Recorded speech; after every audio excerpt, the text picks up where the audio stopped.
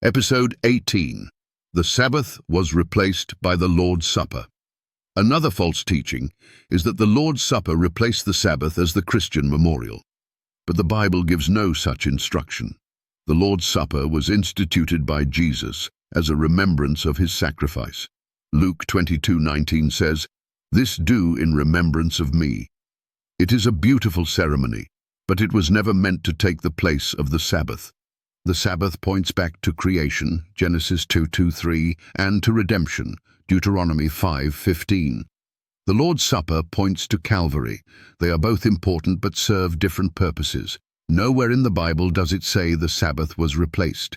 Instead, Isaiah 66:22-23 shows the Sabbath being kept in the new earth.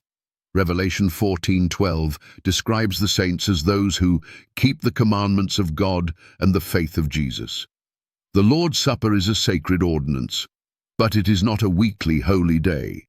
The Sabbath, set apart at creation, remains God's appointed time.